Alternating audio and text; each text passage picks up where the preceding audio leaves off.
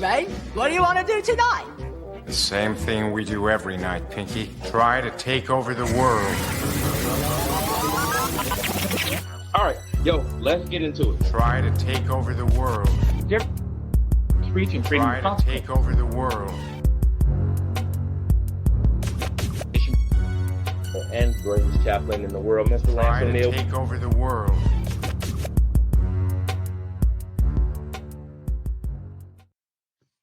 Yo, what up, world? It is your boy, the POGs.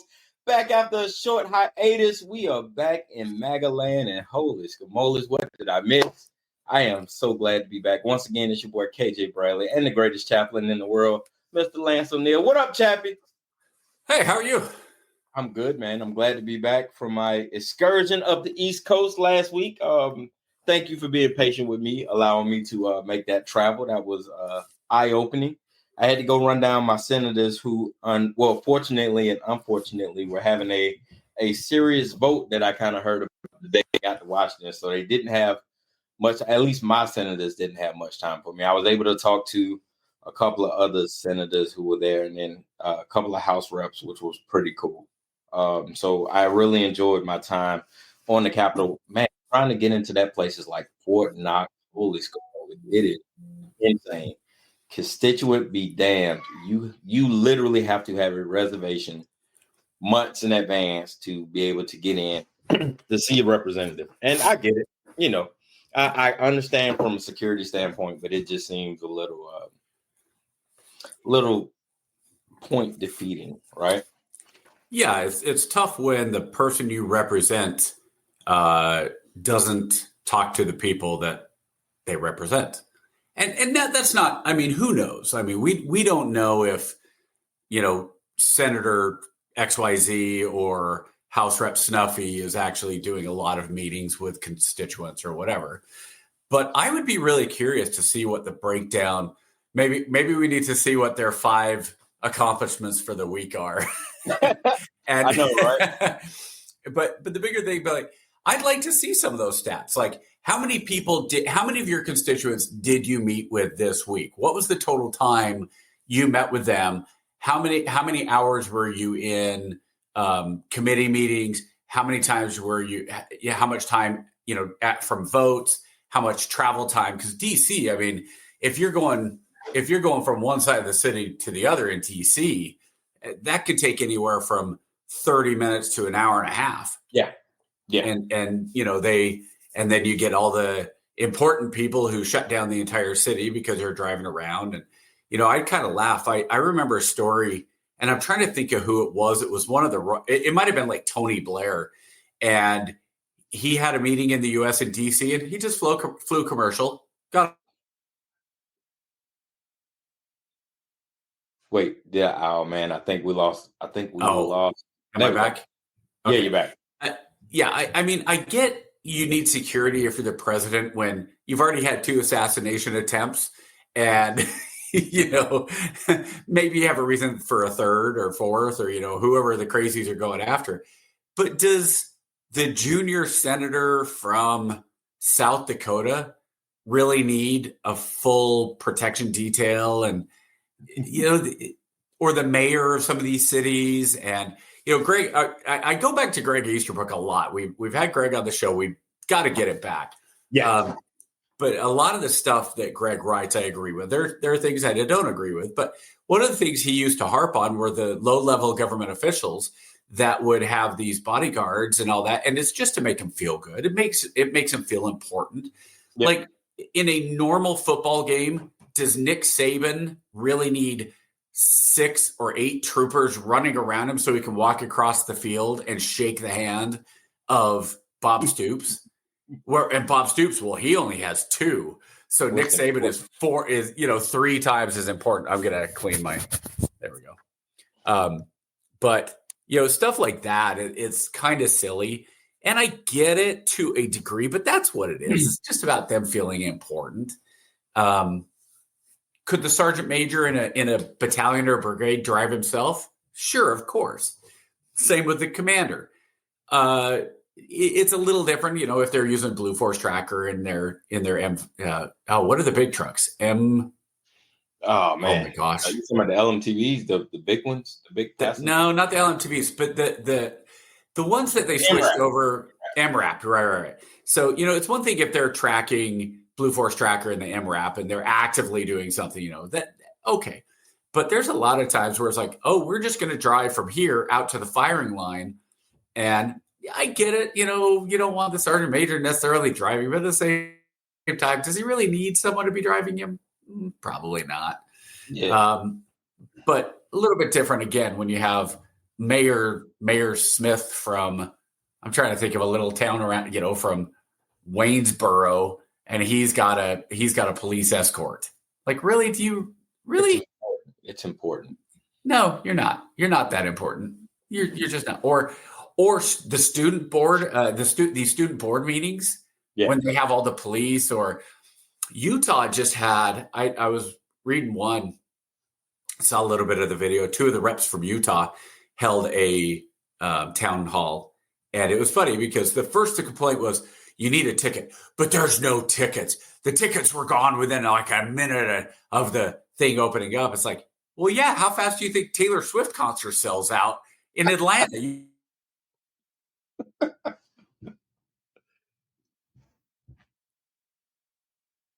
Oh man, I lost you mid talk. All right. Chappie's out. Hopefully he'll be back.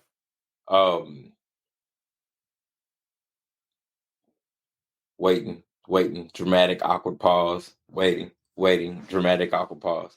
All right. So Chappie might be out for a minute. So until he gets back, I'll kind of talk about some of the things. There you go. You're back. You're back. How long did you lose me? I think it's my internet. Right after Taylor Swift. So so Taylor Swift tickets go quick. So who's to say? And there were only like 300 tickets, maybe really active people. But at the same time, when you have these events, you don't think that the debate is randomly open to people for the presidential debates. Of course it's loaded. They already know who's going to be there for the most part. So, but the Utah one, I don't think that was the case because they got shouted down and all that by, let's just say, if you can read a book by the cover, a lot of the people that were in that meeting were not conservatives. I don't know. Your senator got into a little bit of hot water with his peers. Who's my senator? I'm not sure who my senator is. No, senator from Utah. I got to go look up his name again. Mike Lee? No, I don't think it was Lee. It was the other one. Yeah, Burgess, Burnett, something like that. I'll claim Mike Lee. Mike Lee is absolutely a conservative. Yeah, he's the other one. Burgess or something like that. I don't really know him. Dude, I haven't lived in Utah since 2005? No, I know. It's like, well, yeah, but Utah's still your home, right? It's like, you haven't lived there, but I'm a Utahn. Yes. Although the Army has tried to turn me into a Texan. Really? So, I've been stationed almost 10 full years at different times, in 3 years in Houston, 3 years in El Paso, 3 years in San Antonio, and each with change. So I will say this is not bad. No, I can't find his name now, but he's like Burgess, I think. Yeah, he said something. It's I think it's Murphy. But he was in 2000. He was a Democrat. He led the Utah Democrat Party in like 2000. What? And then he switched. Yeah, there's a lot of that. Yes, yeah. So there was a switch. I think when people are in dead red states, I think they kind of do the Trojan horse thing. Oh well, I'm still kind of more left leaning, but I can't get elected here, so because I'm a politician, I'm gonna lie about what I believe in. I'm gonna switch over. And then end up switching over, and then strategically picking those more left-leaning policies that make more sense to them. So you're saying this guy's name is John Curtis. Curtis, is that his name? Okay. Republican out of Utah. So anyway, he was on. What did he get in trouble for? He was on Meet the Press talking about Social Security or whatever, not necessarily getting in trouble, just kind of going against the talking points with Social Security. And he just flat out was like, hey, we're not being honest with our constituents about Social Security. And that's what's causing all the pushback.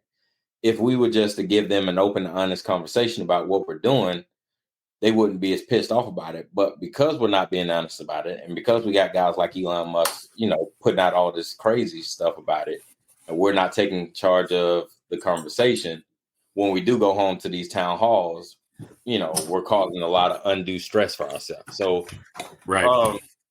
and I'm he just, was just like, keep going. I'm just changing location. No, you're fine. And he was just basically saying like, hey, I'm not saying that, I'm not saying that, we're out flat out lying and anything like that. What I am saying is we're not being honest when we're saying we're not going to touch Social Security. We have to do something to get the Social Security under control. We have to, if there is indeed fraud and stuff like that in it, we have to look at it and we have to be honest to our constituents. But if we let guys like Elon Musk say that we're going to cut it out completely, that's going to cause a widespread panic, and we got too many people in our districts who depend on it. And if we don't take control of the narrative, that's going to cause us more hurt in the long run. So, which I thought was a great conservative response. I'm like, yeah, just be honest with it. If you say, hey, this is what's going on, and again, I've never had a problem with it. Like I said, I've been pretty consistent on like, hey, never had a problem with it. Bring it to Congress. Let Congress be accountable for it because they're the ones got to vote on it anyway. And just let them, let them live or die with it because eventually they're the ones that got to go back and justify it with their constituents. But, he was getting pushed back about it or whatever, saying, I think a couple of more hardline Republican senators came out and said, well, he doesn't speak for everybody. And, does that, sure. It's just a bunch of talking points and bullshit rhetoric. But it's just, it's funny when you find those true moderates and those true conservatives and those true traditional liberals, and they get cannibalized by their own party by being sure. Man. And it's just like, well, on both sides. Yeah. I mean, how many people now are? I read there was a cartoon today. It was like, I think it was a political. It might have been just something like, how far left has the Democrat Party gone when Chuck Schumer isn't far enough left? Well, that's so. Schumer made his own bed, man. Like I knew he was. I'm not a fan of Schumer, but I knew he was going to cave. Like Schumer knew he was going to cave. He shouldn't have never came out and said he wasn't going to vote. Like if he just came out and been honest from the get go, what he did was he got caught up in the wash. And I always like, don't be who you are. Be unapologetic, right? Don't get caught up in the wash. Schumer always knew he was going to vote for it. He's never been one to fold the government at. That's never been his style, his whole career. So to get up there and say, my vote is no, you're lying. I know you're lying. Everybody knows you're lying. You know what I'm saying? So now you done got the whole Democratic, you done got these young Democrats who like, hell yeah, Schumer's going to do it. You know what I'm saying? And then when Schumer does what he always does, it was like, hey, man, we should probably keep the government open because that's in the best interest of the government. Now he looks like he's two-faced it when in actuality, that's who he's always been. You get what I'm saying? So It's well, like I was talking to I was talking to him, and this will be right along with what you and tell me if you think this is what it is with Schumer, because I think it's very similar. It's two sides of the coin. I was talking with an older veteran at Walmart. We talked Vietnam, and we ended up chatting. His chaplain was horrible person, did not do his job well. Anyway, as we were talking, it came around to politics. He said, the one person I don't like, my senator. And I was like, Lindsey Graham? He goes, yeah, that Lindsey guy. I said, it's because he does this. Which way is the wind? And he goes, oh, you have to, that's exactly what it is. That's why I don't like him. Yeah. He just whichever way the wind blows. And Schumer, to be fair, I think Schumer is more committed to the leftist cause than Lindsey Graham is to conservatism. But I do think Lindsey Graham is very committed to whatever makes money go into his pocket. Exactly. So, and that's true probably of all of them. But that's Lindsey and Tim. That's Lindsey and Tim from the gate. Those are two of the griftiest. Is Tim Scott like that? Hell yeah. Tim Scott don't have a damn. You could ask Tim Scott what color is the sky blue. He's gonna tell you. Tell me what color it is, and I believe you. Like he doesn't have a fucking policy to stand on to save his fucking life. And that's what pisses me off about him. Like he's a brilliant dude, if left to his own devices. But he's so, I mean, he's the first black senator in God knows how fucking long. So he's the only black Republican senator in the Senate. So he's so locked into that he's afraid. You know what I'm saying? I don't know if he's afraid or he's just held to speak his mind to the point to where it's like whatever you say is what we go with. You know what I'm saying? And it's like, dude. Yeah. Well, I mean, to be fair, garbage. There is something to be said for all of them doing it. Very few of them are going to say something that goes against the party, and secondly, more importantly, goes against them that is going to be used in the next election. So I think a lot of them, when they have been calculating in 2022, is Trump going to come back? We better start being a little more careful about what we say. And so then with 2004, because that's part of the reason is a lot of them were very anti-Trump. And then when the Republicans showed up and actually voted, a lot of these guys lost. But ultimately, I think we're on the same page. And this goes, to the 2POG motto is like, we just want people who are honest and are there to do the job to make the world better. If you go for 2 years and you accomplish nothing and you get voted out, so be it. If you go there for 2 years and you just bend over backwards to get reelected and do nothing, that's worse. And if you go for 2 years and you go against the party because you think the party's wrong and you lose, well, then good. At least you lived up to your morals. But it's such a money driver. I've seen that thing that AOC, and I don't know I have no idea what her net worth is. But if you think she came out as a bartender and didn't have somebody backing her that was full of money, you're crazy because you can't. At a bar, but her backer, I think we talked about this a couple episodes ago. Her and her backer had it out because she completely abandoned her district. Because again, with the jobs, wasn't it? Yeah, she was chasing national clout. You know what I mean? It's that. Oh yeah. It's like, all right, hey, thanks for getting me there. I got it from here. Like once I'm in the seat, you know what I'm saying? I'm gonna pivot on, and then her district kind of fell to the wayside, and that's unfortunate. But then you know what? Falls by the wayside, but then she wins because it's the name recognition, right? And it's tough because it's not just the name recognition, right? If AOC was doing this in a purple area, right? If she was in New York, that was, let's say, right on the border between West Point and the city. So you got, it's still up for grabs. She's probably not going to be quite as hardline, right? But because she knows she's in a safe blue district, she can go crazy. And it's true for Republicans too. Yeah. That's why you have so many what the conservatives would call rhinos, is because you don't get rhinos in New Mexico. You don't get rhinos. You get rhinos in the places that are pretty safe Republican spots, like Utah. You've got this guy who switched over, Curtis, who was in the high up, if not leading the Democratic Party.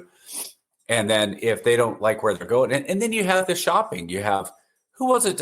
Who's the other one? Your Marjorie Taylor Greene, your favorite one next to her, Boebert, was that her name in Colorado? Yeah. Boebert, yeah. Boebert. Where she lost the primary in one district, switched to another damn district, and then I just, that bothers me. And then she won. Yeah, that bothers me so bad. Meanwhile, if your kid wants to go play with his friends in a different school, high school, it's jumping through every hoop in the world because, well, you don't live in the boundaries. And so, well, we can't allow you to move from this school to that school because then it's going to throw off the balance. It's like, what are you talking? Like, we're on the border from one middle school to the next one. And the one middle school that we're assigned to is a good about 10 minutes away. The middle school here is about a 5-minute drive. But the border's there, and unless we have a compelling reason, they're not going to let us change your daughter over there. Even though the high school's basically in the same complex, you have the elementary school, middle school, and high school all right there, walking distance. But instead, we're at an elementary school 8 miles down the road, or 6 to 8 miles down the road, and the middle school is way down there too. Yeah. But a congressperson can switch just by getting the signatures. And then even then you wonder, how are they getting the signatures? Because they have people that they're able to pay and go out. Well, it's okay. They can do it. They follow the rules, you'd think, about getting like signatures, because I've had people come and knock on the door and I've talked to people. And real fast, they understand when I'm like, dude, I'm not even registered here. I'm military. So I'm registered in Texas. They're like, oh, okay. But I still talk to them. But when you're able to switch like that, I don't know. Unless the district is redrawn, can you really put a rule in place that says if you ran in one place, you can't run in another? Because then not really, you can't really do that. But at the same time, it's almost like you just wish people would go, quit carpetbagging. Don't come over to our district. You don't need to be here. You lost. Try again in 2 years. Go on Fox News for the next 2 years. Go make your money and be happy and be a crazy girl that's, who knows? You might even be a secretary or sec death if you go to Fox. You'll be all right. Well, this wasn't Bobbert like caught performing a sexual act with a boyfriend like during an old fashioned in the movie theater. Is that what that's called? I mean, handy is. I was trying to say, but in the theater, and it's like, really. Meanwhile, remember Pee Wee Herman? Pee Wee, he lost everything for years because he was gratifying himself in an adult theater, no less. In an adult theater. Did you see in the biography? It came out that since he passed away, what was it, a year ago? The biography came out and it said Paul Reubens was gay. No, I don't know, right? It's like I'm Paul shocked. No, I'm shocked. I never would have thought. But does that take away from anything as far as his comedy and his persona as Pee Wee Herman? No, not of course not. No. He was great.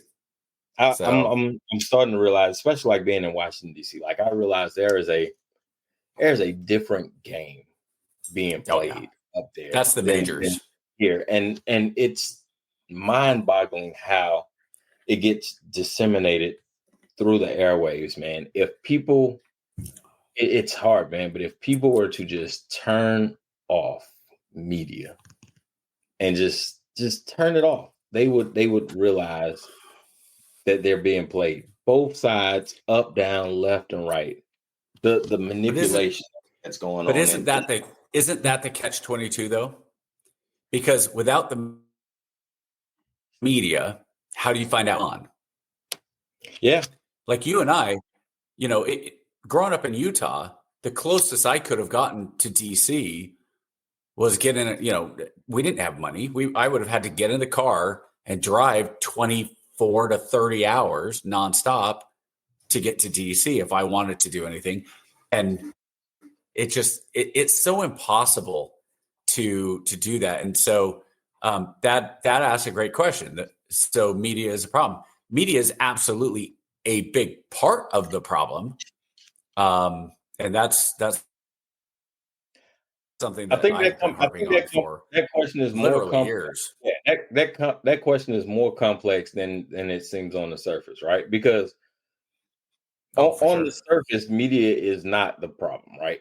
Media is supposed to be the bastion of truth, right? You look at some of the guys like, some of my heroes, Tom Brokaw's, you know what I'm saying? Some of the stalwarts of media, right? They were champions of truth and integrity, right? There was a time when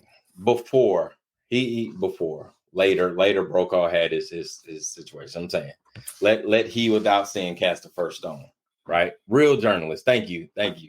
Like, so journalistic integrity was a thing, right?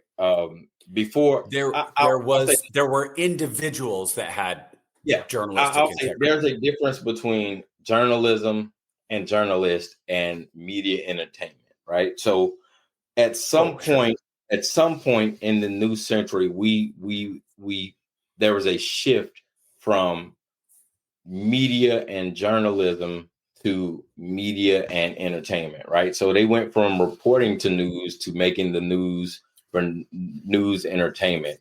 And the more we shifted to news entertainment, the more it became sensationalized and scandalous. And we stopped focusing on what was really important and started focusing on, all of the BS rhetoric and this, that, and the other. And then that's when you kind of had your tribalistic news channels kind of emerge and this, that, and the other, right? Because that was a time where you could turn on CBS and get a little bit, and you could turn on NBC and get a little bit, and then even Fox back in the day, you were able to get a little bit. And then the tabloids were where you went to go get all the crazy stuff. But now you turn on any news channel, and depending on what show you're watching, you liable to get all kinds of crazy stuff, right? Yeah, I think that Thad, you make a good point. And this is something I've been arguing for a long time, is that it went from who, what, where, when, why to who, what, where, when. We are going to tell you the why that we think, and we're going to manipulate the story to fit the why we believe. Yeah. As far as journalism goes, though, yellow journalism has been around forever. I mean, William Hearst made his money off of the tabloids. The New York Times was burying information about the Holocaust and about what was going on with the Jews. And the New York Times, forever, the New York Times in America has kind of been the mouthpiece of what the news is going to be. And that was true. That's true going all the way back to radio and when TV first started. They were getting we call them the talking points now, but the bullet points is probably more the way to say it. They were getting the bullet points from the New York Times. And so historically it was the same. I mean, you can go back and look at like we talk about the Lincoln Douglas debates a lot, right? We can go back and look at the presidential races, the congressional races. Hell, Ben Franklin used to use propaganda in the media all the time. That was like the thing. So media is in itself was not without its what Hamilton used to do it all the time. Hamilton and Burr used it all the time to slander one another. So the media as a propaganda vehicle is nothing new. But what I'm saying, there was a line where you had journalistic integrity when it came to reporting the news, right? There was opinion pieces where you were able to kind of sway the public with your own, hearsay, this, that, and the other. And that was left for a section. But when it came to reporting the actual news, that was kind of left, as a unwritten, say, okay, here's the black and white of, and then we'll let you kind of decide. And then here's the opinion pieces of it. I guess you can say that, but there are definitely examples of where that's not true either. Now, I know I've used this example lots of times, but the Tet Offensive during the Vietnam War, the Tet Offensive was a ceasefire over Christmas, which coincided with the Tet holiday in Vietnam. And there was a truce called no firing. We're going to, during the holiday, we're going to stop. And the night of, I believe it was the night of Christmas Eve and Tet were the same. The North Vietnamese launched a massive, massive attack against the U.S. troops. And the U.S. was completely caught by surprise and still absolutely dominated the North. The body count was 20 to 1. Mm-hmm. So for every one U.S. soldier that was killed, 20 North Vietnamese and Chinese, but mostly North Korean. North Vietnamese. Tim Brokaw. Now you got Brokaw in my head. No. Walter Cronkite, Uncle Walter, got on the news that night and said, "This is a new war. This is because of this. The United States was completely caught off guard, and this is now the turning point. And this might not be a winnable war." instead of now, you can say, well, Cronkite was just sharing his opinion. He was just sharing the news. If Cronkite had gone on, though, and been honest with the American people and said the U.S. was caught off guard, however, they absolutely held their own and they dominated the North Koreans. And this is just another battle that the United States has won. The United States has never lost it. The U.S. never lost a battle in Vietnam. They lost the war. And in part, what he said that night turned public opinion against that war more than pretty much anything else. And so, yeah, there's circumstances, but you can go from there to it wasn't Brokaw. Who was the other one that got fired for lying about George W. Bush's record? He used the false records from the National Guard. He was trying to get George W. Bush in 2004. Not Brokaw, the other big Dan Rather. That's what he got fired for. Remember? And then you've got, you've got Williams, who lied about he did the Hillary Clinton thing. Oh, we flew in and sniper rifles, and it's like, what? Look at me. I'm black. You don't have to convince me that the media lies. Okay, I get it, right? But I'm not talking just to you. I mean, from a black man stole my baby to, you know what I'm saying, to the welfare queens. Like, we can go all the way. I get it. I get it. I dingo ate my baby. You know what I'm saying? Like, the media has never been a friend of ours, and I get it. But there is still a respect. You know what I'm saying? And that's that weird dichotomy that we have with this love-hate relationship, I call it. That's interesting. I'd be curious if you went back and you looked at, and I'm going to use this word because that was what they were called back then, the Negro newspapers, right?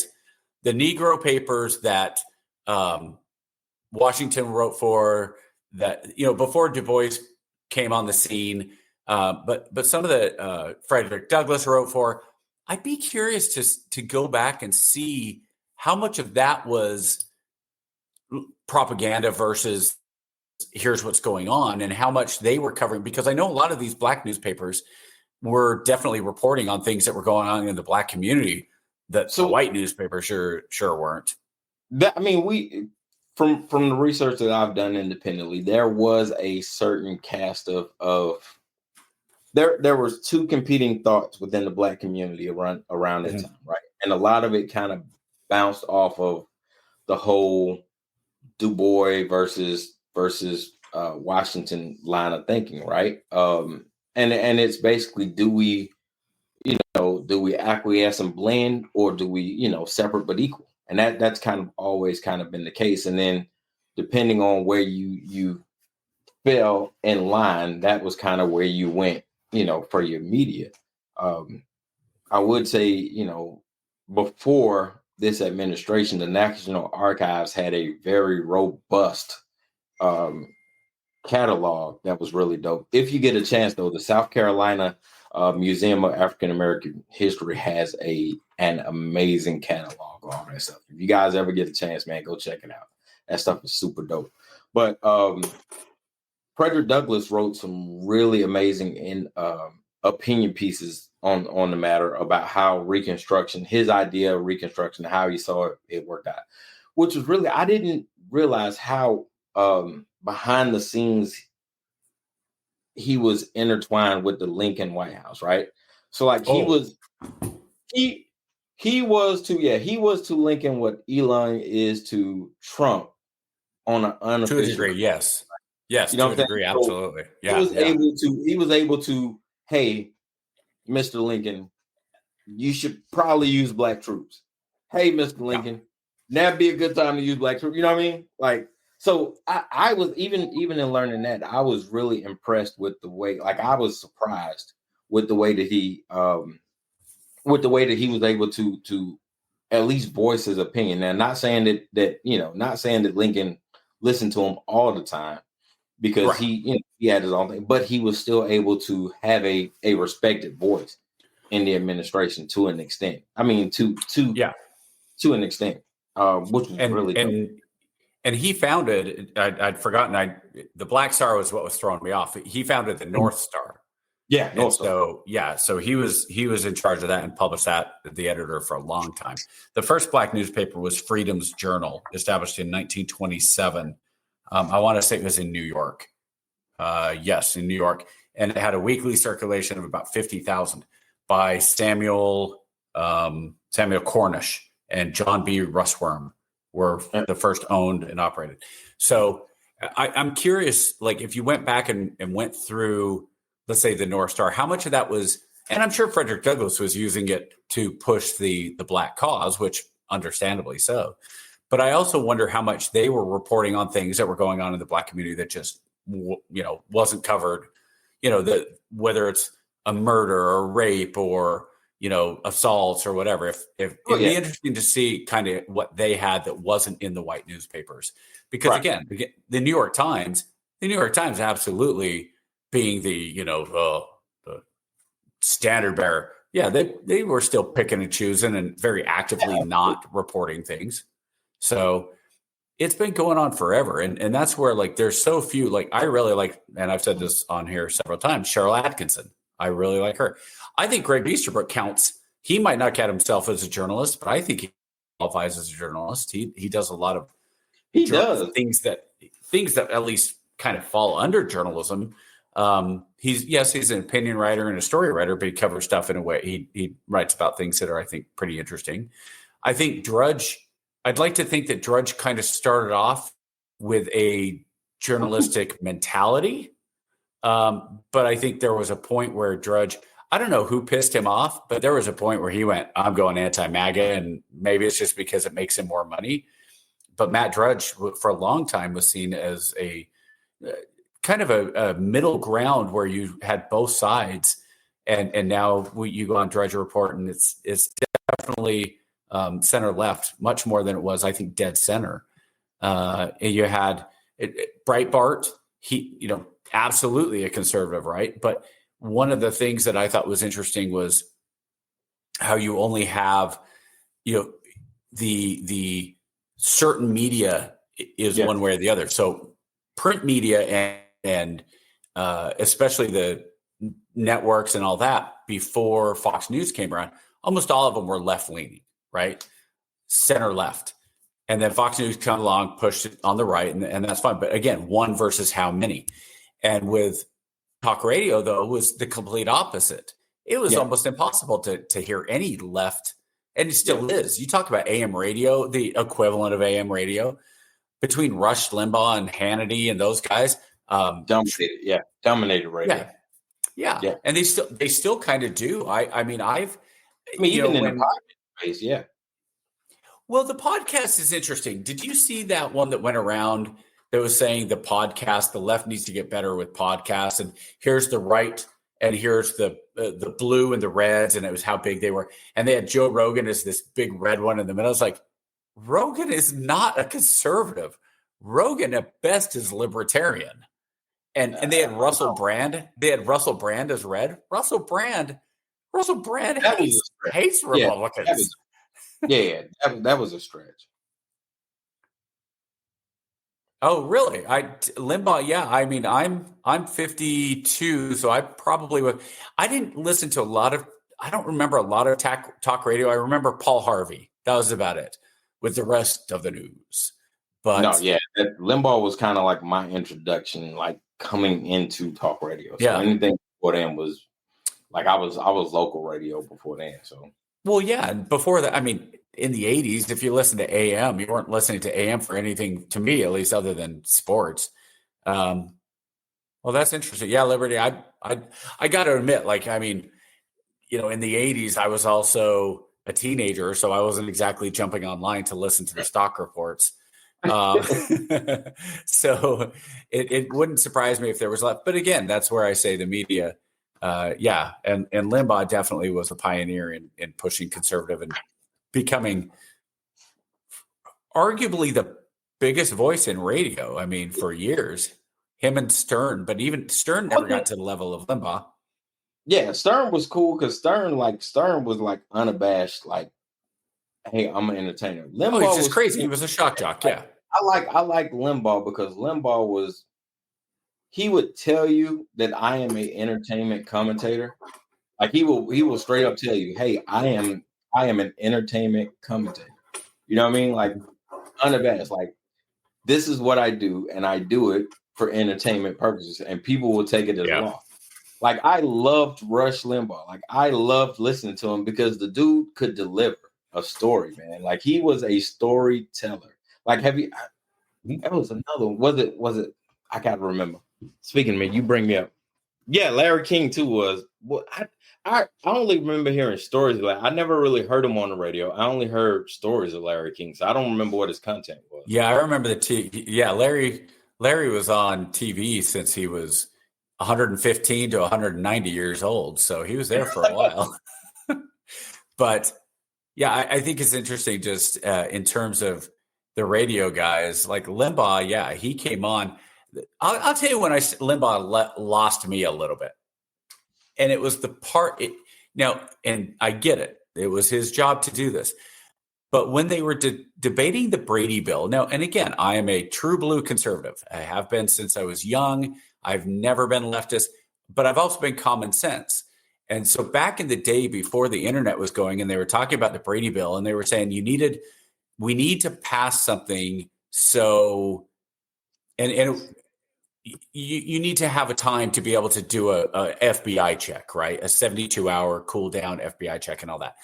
And Limbaugh was just ranting and raving about that. And here I am going, I'm in my early 20s thinking, but what's wrong with that? What's wrong with making sure that somebody who's a felon isn't going into a gun shop and buying a gun?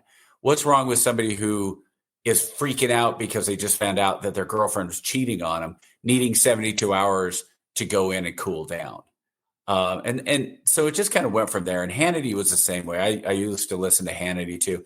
And the funny thing now is when people accuse me, oh, you get all your news from Fox News. I literally have not watched a minute of Fox News outside of watching election results in probably the last 20 years. I'm sorry, the last probably 5 years. And I don't think that I am missing out anything on Fox News because honestly, I can read the New York Times and know what the conservative argument's going to be because I'm a conservative. There's very few things. Now, there might be some more in depth, some of those things, but even some of the conservatives blow me away with how weird they got with the whole Trump thing, becoming anti-Trump. I left the Republican Party over Trump when he was first nominated.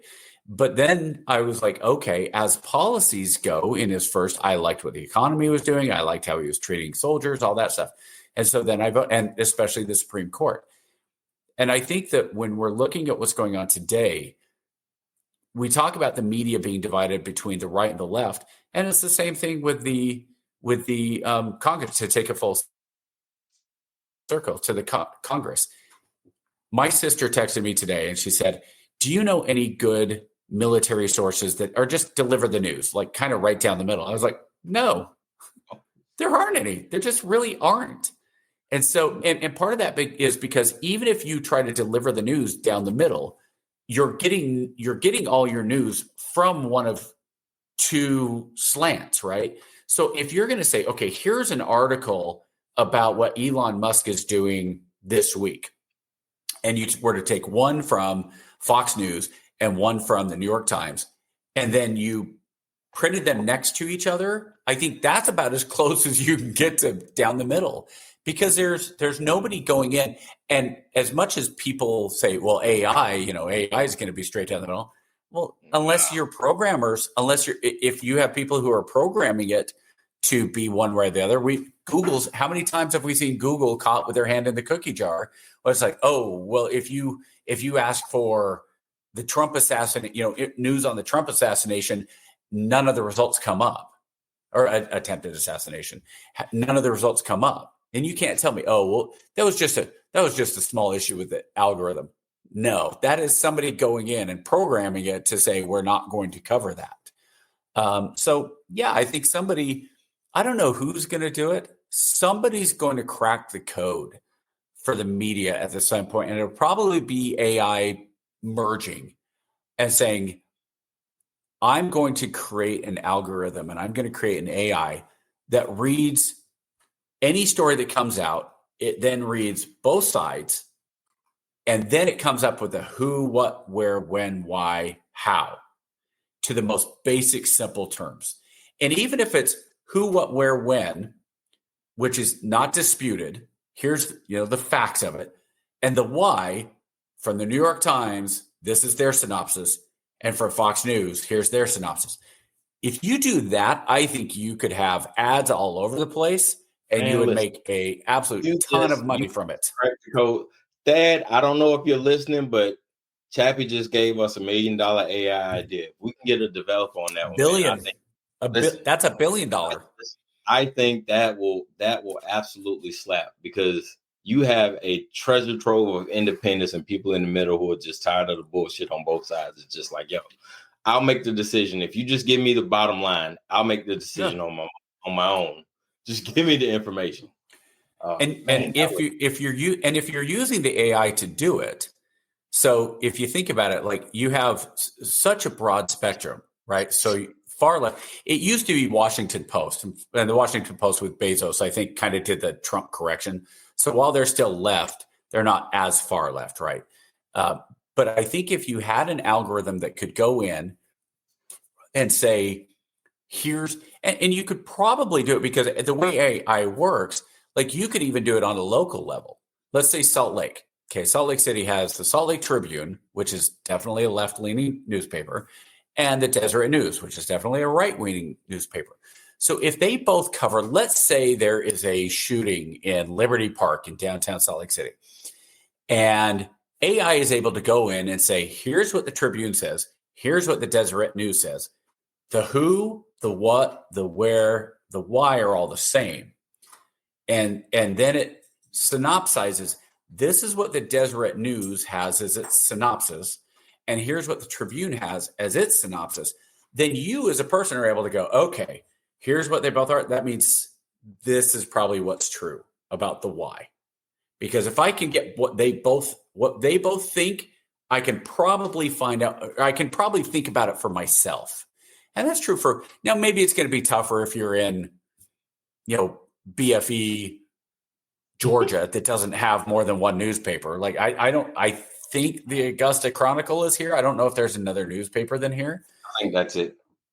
Yeah. So, and that it's the prompt. So the question would be, if you could do the prompting to where you are generating it in terms of finding the sourcing, and you have to get the right combination, I think, of the sourcing, because you can't have Fox News on everything. Like, Fox News can't be the only conservative, because Wall Street Journal, I think the Wall Street Journal does a pretty good job of being fairly center-based. I think they're probably more center than just about any other major news organization. But at the same time, you still can read things in the Washington Post, in the Wall Street Journal, that are pretty far right and pretty far left. It's not always right down the middle. The Wall Street Journal and balance it with the Financial Times. And then, like, between the Wall Street Journal and the Financial Times, I get a pretty good, robust picture of everything. Yeah. And then I kind of branch out after that. And then after that is kind of where I go left to right. So I don't know. I don't know, Liberty. I think that as far as for hard news, they slammed. Yeah, the Wall Street Journal slammed the hell out of the left a lot. I don't know. Yeah. And I think what you also find is that as you go up the ladder from local to national, the more leaning you get, right? If you open up page 13 of the New York Times about the city section, right? There's not a lot of slant about the fire that happened on the 13th block in Manhattan. Same thing with Los Angeles, the LA Times. You go on, and the stuff about the fires is pretty straightforward. And it's when when it starts getting into some of the hot button issues, there you go. So that's a great one. That's a great example. So when you look at immigration, and if you're saying, okay, here's the numbers that came across the border, and here's some of the challenges, then you can get straight up information, straight up numbers. But then when you start saying the why, and that's where the problem comes in, the why. if you want to say, here's the numbers, here's what's crossed up, here's what, and then when you get to the why is, well, who's to blame? Is it law enforcement? Is it the policies? Is it not only that, but what's drawing people here? So the Biden administration would say, oh no, the increase, we shut down the faucet, and there were, by the end, our numbers were lower than Trump. Yeah, after 3.5 years, because you let everybody in that said, I have a problem with the country I'm in. Can I come in? And they said, yeah, come on in. Right. So when you get to kind of the more political stuff, but again, the Wall Street Journal is not going to have issues when you say, here's what Google did today. Here's what Tesla announced for their next quarter. This is what we're forecasting. I don't think the Wall Street Journal is 60%. And I do think the editorials, that's where you get into problem. And you even see it in sports. I know a lot of people on the right are saying that I don't watch SportsCenter anymore because it's become a left leaning. I got to admit, I haven't watched SportsCenter in 10 years, but I know some of the stuff you read some of the things that have gone on with some of the reporters, and you gotta wonder about even things like ESPN, which should be just sports, but the politics have played a part there. I saw what just flashed, the end of the Department of Education. Let's go. The Department of ED. ED. You ready? All right. Yeah. So DOE is energy. So I learned that in my research. Department of Education is ED. So 47 signed an executive order essentially stripping down the Department of ED to its bare bones. Most are signaling, thinking that it may be the end of the Department of Education as it stands. I don't know.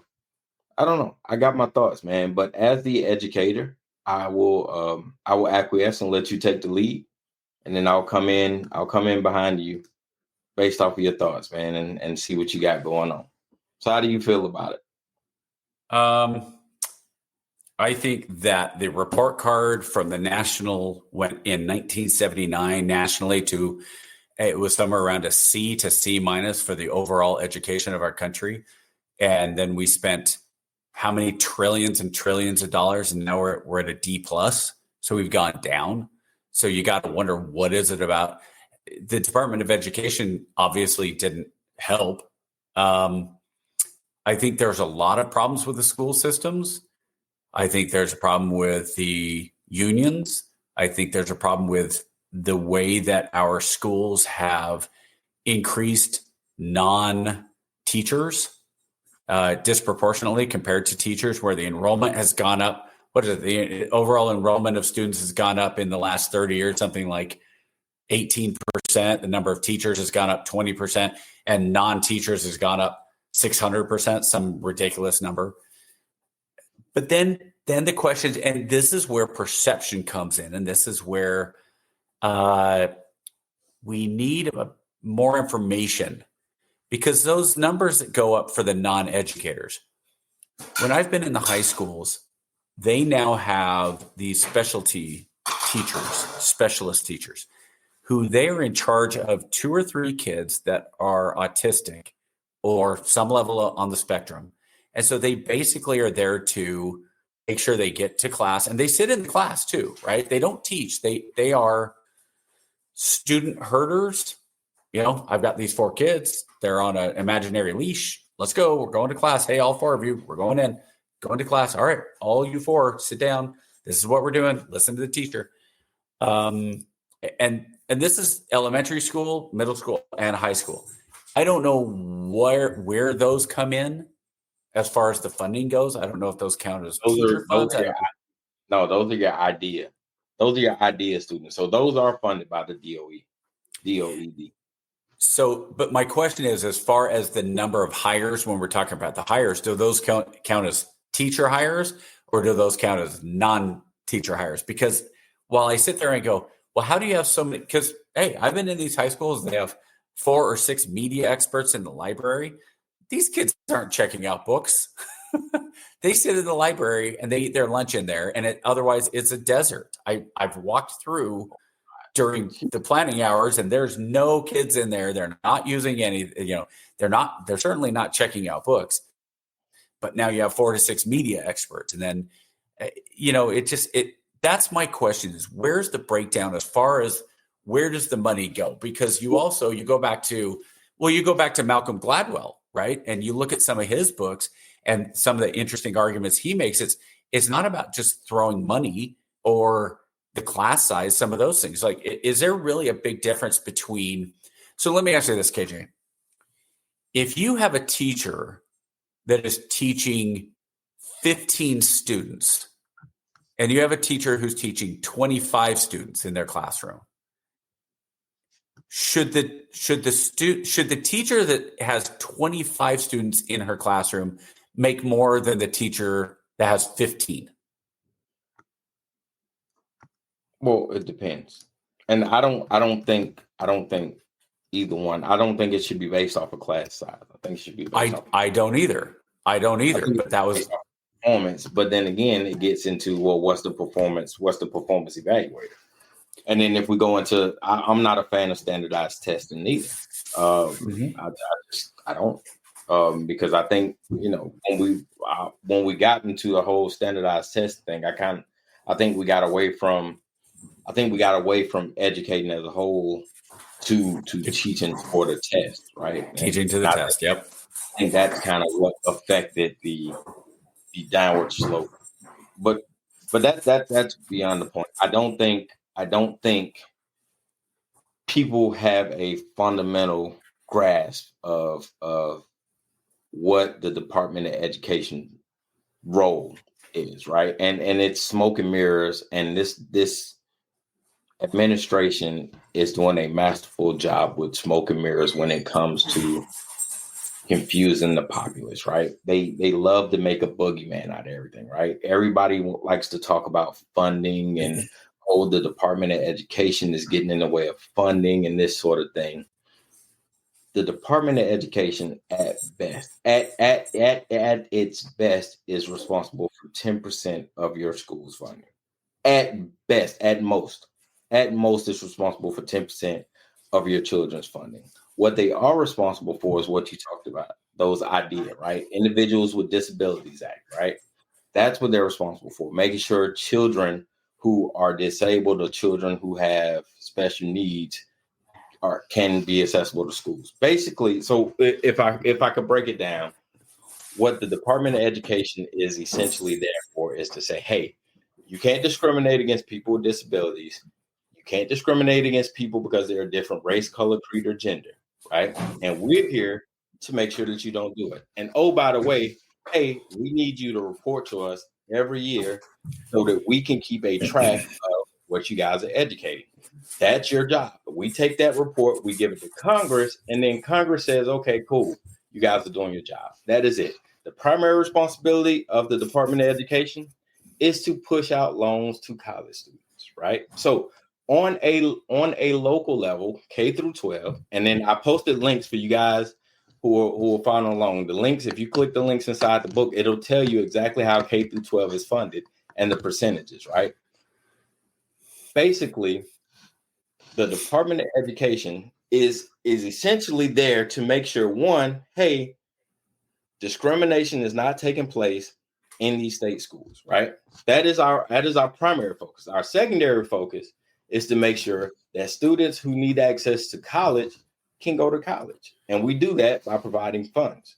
So those are their two main responsibilities. Everything outside of that belongs to your district and state level, right? So your state and your local are responsible.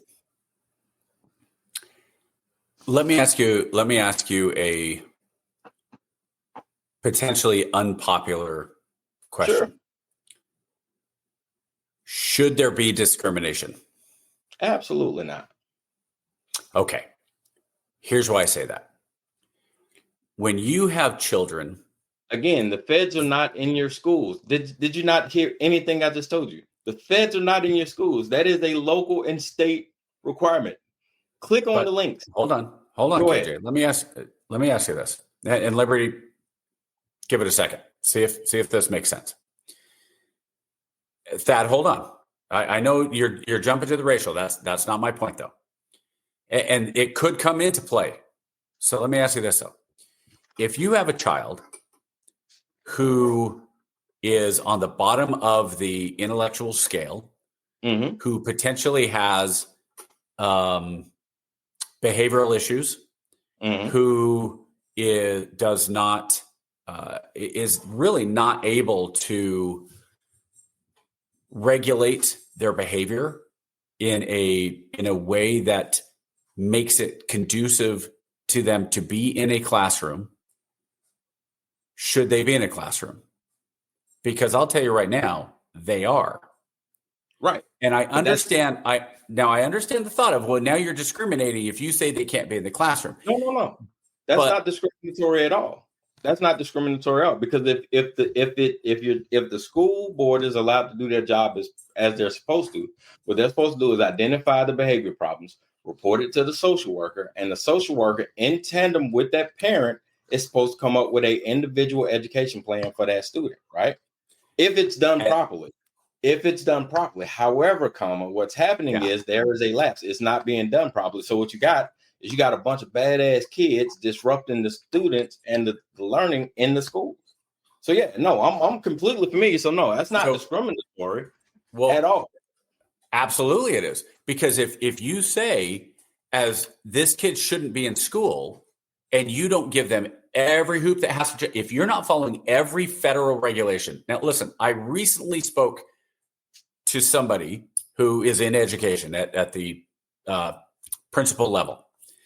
One of the biggest problems they have is that they are so worried about so many, what you just said, federal guidelines and federal regulations, because they're so worried about the funding being strict if they don't meet all of those regulations, right?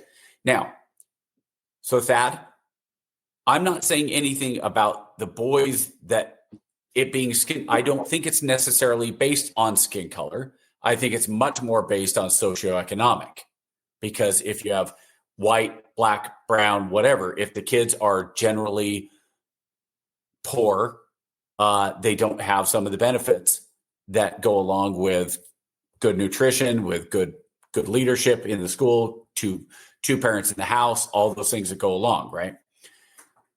But what we've done is, by saying every kid, no matter who they are, no matter how they perform, no matter how they act, has to have the right to be in elementary school, middle school, or junior high.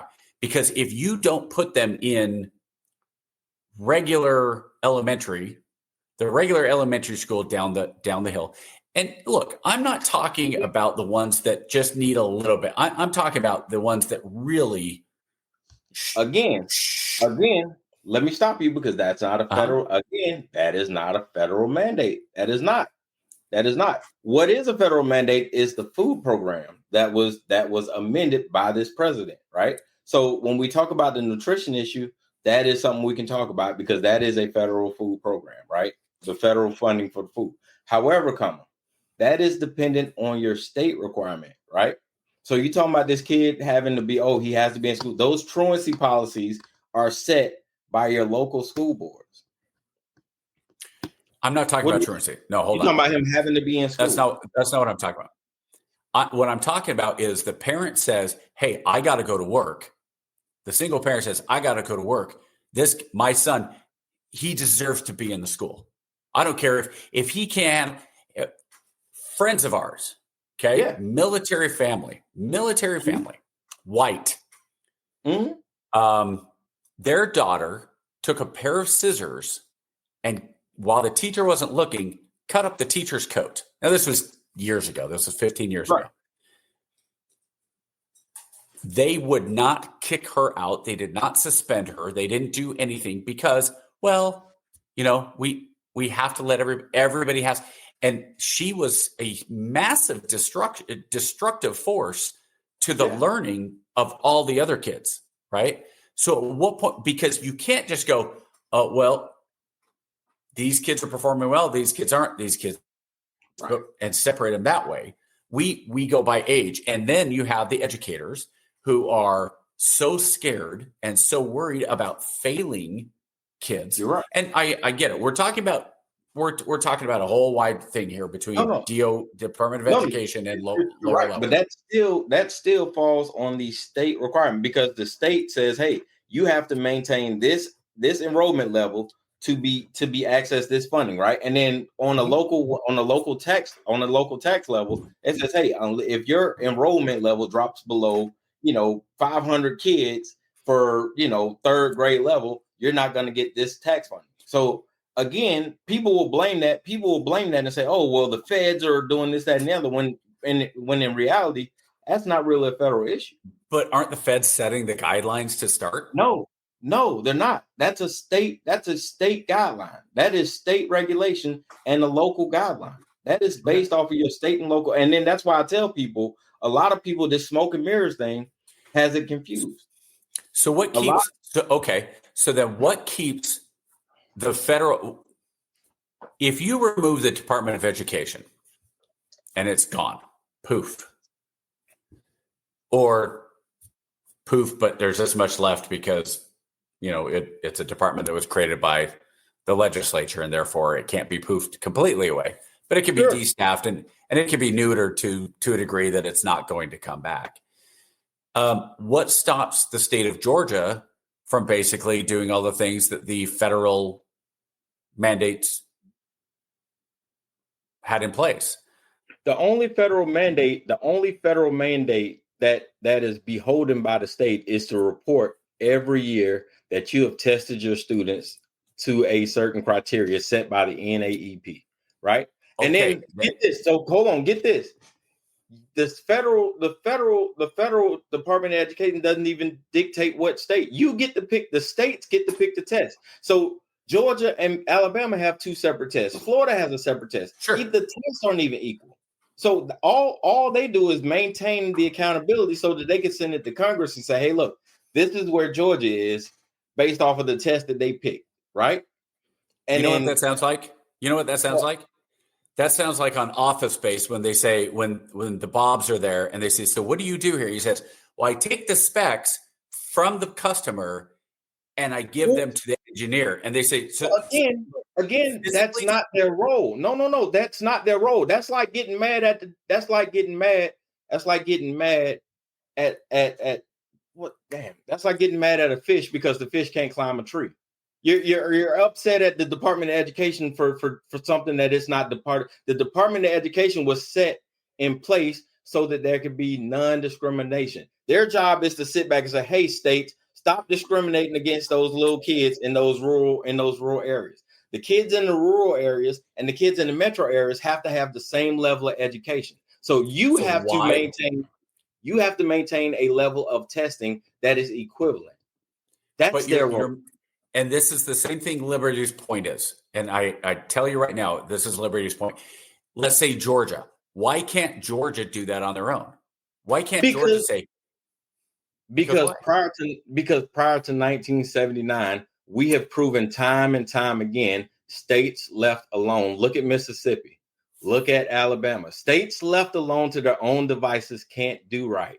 That's like asking, well, hell, if we don't need a civil rights bill because, people should be able to do right on their own.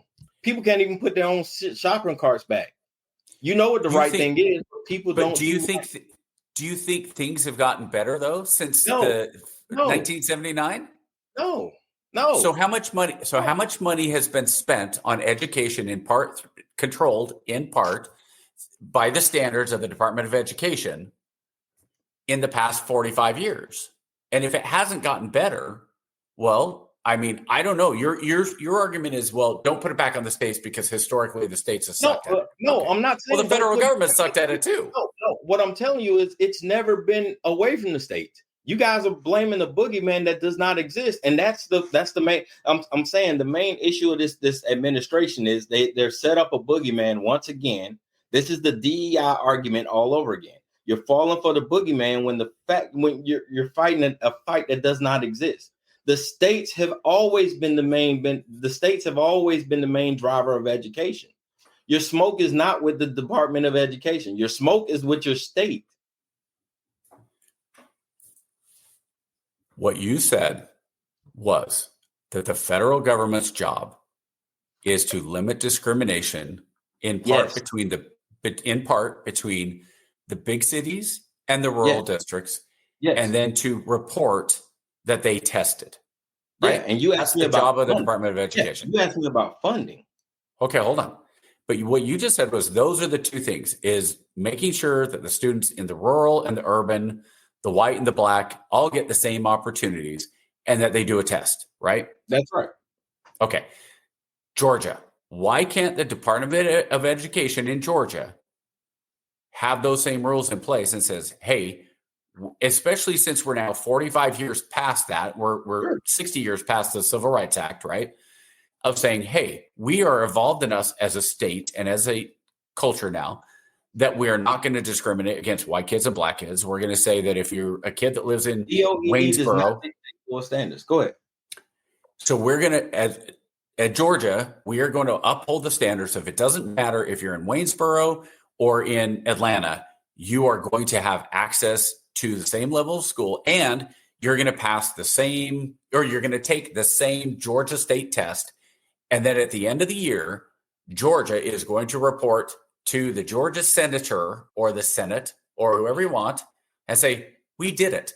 Do you need an entire department, cabinet level department, to do that? Or can it be done by the states? Because this is where I look at it. Let me finish the thought.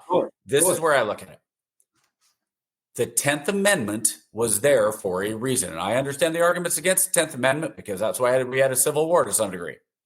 But we are now 160 years past the Civil War. We're 60 years past the Civil Rights Act.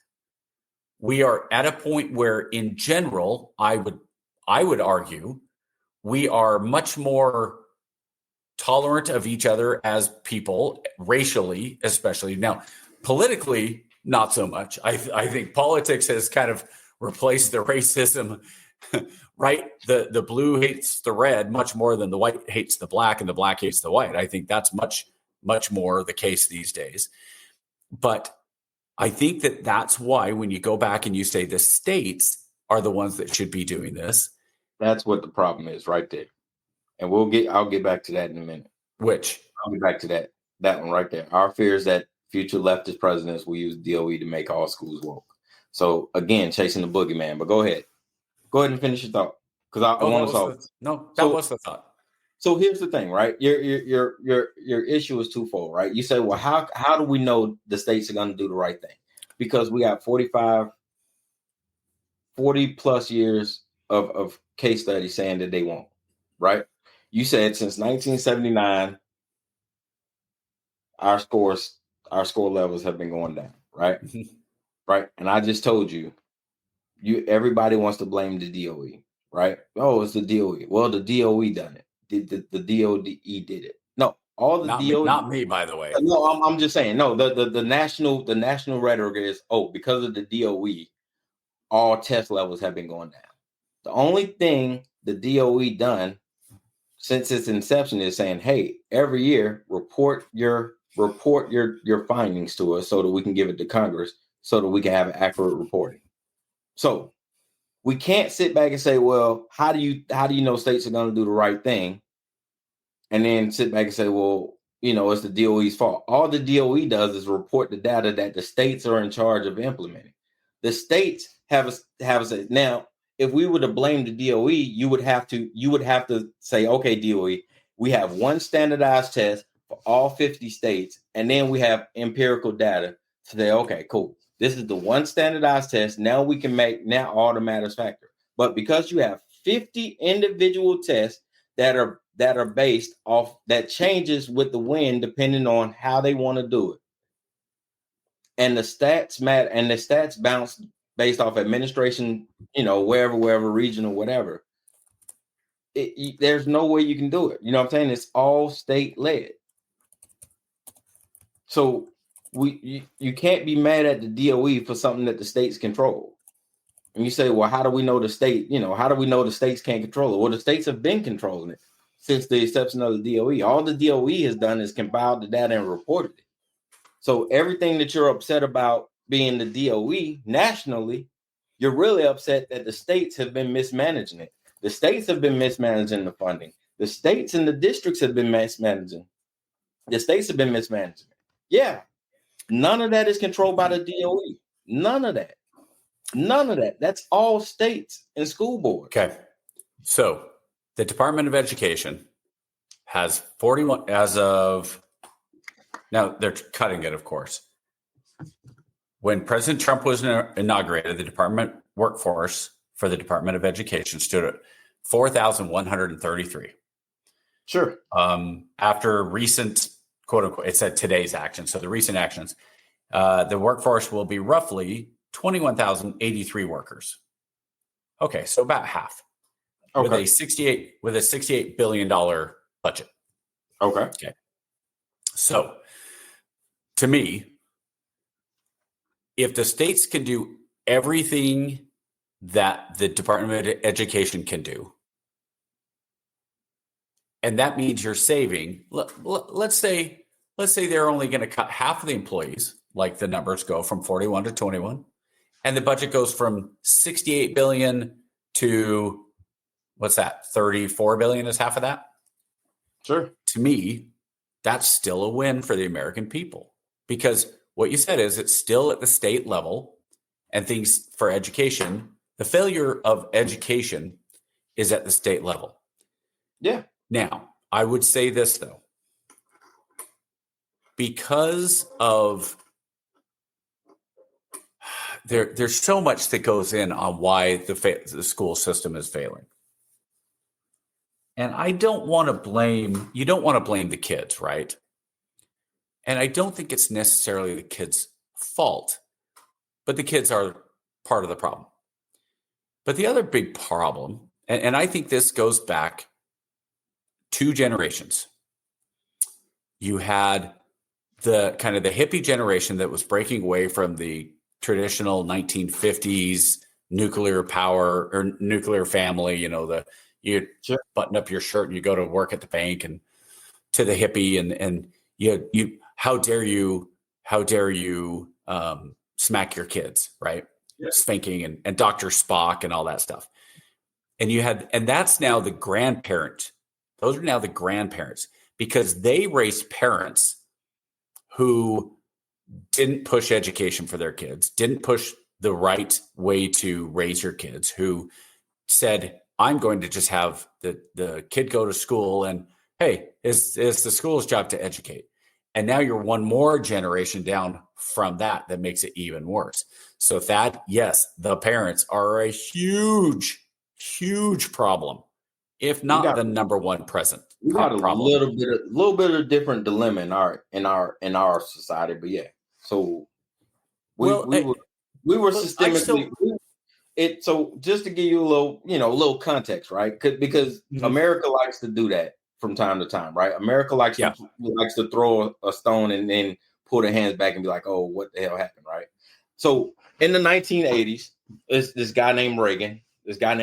Not sure if you're familiar with him, right? By the way, post that. That's dead on with that one. Yeah. The most recent. Yeah. Absolutely. Yeah. Absolutely. Yep. Get rid of critical thinking. Yeah. So I'm gonna give you a peek behind the curtain, right? So in the 70s and 80s, right? In the 70s and 80s, the government did this thing in our community and communities of people that look like me, right? They paid mothers, right? And they took the fathers and they put them in jail. And they said, hey, you don't need fathers. We'll take care of you. We'll take care of you. That's right? 10. That was 10 years before Reagan. Yeah. No. This is all gone. That was the war on poverty. No. Hold on. We ain't got there yet. I'm just giving you the backstory before we get there. Oh. So okay. All right. So cool. So now that all the fathers are in jail, right? So now that all the fathers in jail, and you got these delinquent teens with nothing to do, right? So all the fathers in jail. Yeah. So in the 1980s, what do? We hit them with this thing called crack, right? And then we go in and we systematically try to wipe out the Black community, right? And we devastate an entire generation in 1980, right? That 1980, well, you look at it now, that 1980 generation, those are our grandparents. Those are our parents, right? Those are our parents, right? Those kids from the 1980s, those are our 40-year-olds. So now you got a bunch of 40, 30, and 40-year-olds who grew up with our parents trying to learn how to be parents, right? So we grew up without parents, and all we knew was survival because our parents were strung the fuck out on drugs, right? We didn't know about school. We was trying to figure out how to survive, right? So now we're trying to figure out how to put our kid in school. We didn't have structure. We had to put structure together, and it's not an excuse. It is a result. It is a cause and an effect. Because this happened, we are now left with these effects, right? And you have to deal with that. You can't throw a stone and be like, oh, well, why can't they figure this out? Why are all their kids bad? Because we didn't have that. So now it takes a generation of course correction, right? So this generation is like, all right, cool. Hey, we're going to figure it out. So next generation, I suppose the Gen Z guys, they're a little loopy, but their generation will be washed out. Their generation is getting washed out, right? So my kids are growing up with structure. You're starting to see that course correction from the 80s. You're starting to see more fathers back in the house, right? But that took 40 years of course correction, right? So America is implicit in their cause. You can't systemically wipe out a generation of fathers and families for 30 years and then come back and be like, oh, well, hell, why are they schools so bad? Why are they kids so bad? Why are they families so bad? Why are they community so bad? Because for 30, 35 years, you systematically tried to eradicate them from the face of the earth. That takes time to course correct. And now you're starting to see it get course corrected. So those are the effects of what happened. And now we're starting to see it get course corrected. So that sort of stuff takes time, right? Okay. So let me ask you a question then. Yeah. I need to ask you a question. Yeah. If that's okay, and I'm not saying that's not the case in the Black community, right? Yeah. Then why are the test scores down for the white kids too? Because we didn't have crack. We didn't have. No, you didn't have crack, but what you guys caught, because crack wasn't contained, right? Crack wasn't contained. It spilled out. But then when it spilled out, you guys ran into that thing called, what was it? What was before meth? No, fentanyl now. It was meth before then. It was meth in the trailer parks before then. Because drugs isn't, see, and that's the thing. Drugs isn't a race issue. It's a class issue, right? Poor is poor. At the lowest common denominator, poor is poor. But what I'm saying, no. Socioeconomic. No. We get that. But what you'll see on TV is they won't show poor white. What you'll see on TV and what you'll hear ghetto queen rhetoric, right? What you'll hear ghetto queen rhetoric. What you'll hear is our ghettos are being destroyed. What you'll see is you'll see my face, right? I'll be the face of poverty. You won't see that other side. Yeah, you won't see that other side. Is it possible that you see that face on TV and say, that looks like me, because you're more sensitive to that because you are Black? Absolutely not. You don't think so? Because No. because when I'm watching, I'm not like, oh my gosh, look at all the poor Black kids that are just running amok and they're just horrible. I look at it and go, our school system's broken for white kids, Black Yeah, but then again, kids, brown kids, whatever. Right, but then again, you're also tone deaf to the dog whistles that I told you about. A couple of months ago, I said, hey, DEI is a dog whistle for Black. You was like, no way. You were like, no way. I said, hey, woke is a dog whistle for Black. You was like, no way. No way. I don't think woke is. No way. I'll agree that DEI has become that, but it still is. I don't think woke is. I'm telling you, No. But I'm telling you, these things are what they are. I get it. Liberty, you can say that, right? It's that 100 snake theory, right? It's that 100 snake theory again. It's that 100. You never heard the Muhammad Ali 100 snake theory? No, what's that? If I'm locked in a room, right? If I'm locked in a room and there's 100 snakes waiting out there to get me, and out of those 100 snakes, 10 snakes mean me good. 10 snakes aren't going to bite me. Should I open the door and let all 100 snakes in, knowing that 10 snakes is going to protect me? Or should I just lock the door and keep all 100 snakes out for my well-being? What's the best course of action? Well, of course, lock all out. Right.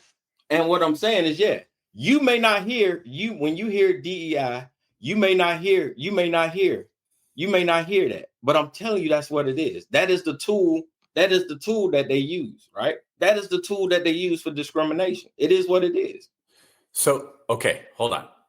So we've talked about this before. Yeah, I ain't had a chance to click. That's okay. We've talked about this before, that woke originally came from the Black community. And now one of the ladies that I go when I do my plasma, her mom was one of the founding members, basically, like the Black Panther. And so we had a long discussion. It was really cool to actually talk to her because she was there with her mom when her mom was talking about the Black Panthers and the woke and all that. And so we were talking about all that. But I think that the average person, when they hear woke, does not think Black. I really don't think that's the case. I think the average person says woke is leftist. Now, DEI, I think DEI, like you said, has become kind of the racial, hey, DEI, they're Black, therefore. And we've seen examples, unfortunately, like removing the Black Medal of Honor recipient from the website, removing Jackie Robinson. Like, you're removing Jackie Robinson? Who is doing this, you idiots? Whoever the lowest level is removing this needs to be fired. Okay. They blame it on, they say it was computer algorithm doing that. It's just. Okay.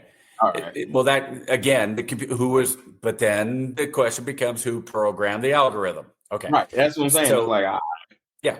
So, but let's go. Final thoughts here. We only have about 4 minutes, right? So I do want to make one point on the education, and it's the teachers and this and that. And part of the problems is we've gotten to the point where we misunderstand things like, well, I don't want to be tracked. I don't want the government to know what I'm doing. And so how dare the government have any way to know where I am or what I'm doing? That just, gosh, if the government just stayed out of my business. Okay. Now I make that point because personally, I would like to see a camera in every single school classroom that the parents of that student, now, just like I can go on and I get the code and I can see my kid's report card, I should be able to go in and log in and bloop, there's the history class. There's my son. What is he doing or not doing? Absolutely. I go in, but they won't allow it because of the privacy stuff. And it goes both ways. A lot of them will say, well, it's the teachers don't want them in there because then they can indoctrinate. Look, it doesn't matter. I want parents to be able to go in at any point to drop in on their kid's classroom and know what's going on. And that it's never been done. I don't think you can do it. I don't think there's anyone that, unless you're talking about something else, but I don't think they allow any cameras in, because like realistically, and I hate to say this, and this would be super unpopular, but if some pedophile is logging in and somehow hacks into the system and is able to watch the kids' class and does whatever they do, that's not harming the kids. I don't want it. I want a secure system. But ultimately, I think the benefit of that, of parents being able to see what's going on in the classroom, outweigh the very small possibility that somebody with bad intentions is able to hack in and watch little Jenny or little Bobby scribbling on their paper and somehow is sexually gratified by that. So KJ, you've got the last word. We've only got about 90 seconds. Boom. Yeah, man. I actually think that's a dope idea. I'm all for it. I think if you could at least play video back, like for a parent teacher conference of your child's behavior, or at least be able to send a video to the parent at the end of the day to say, hey, look, this is the way your child was behaving in class. That would stop a lot of that rhetoric of, no, my child doesn't behave like that. And that would prompt the parent to try to clean up. Right. Yeah, that's right. Yeah, we really don't have a lot of that.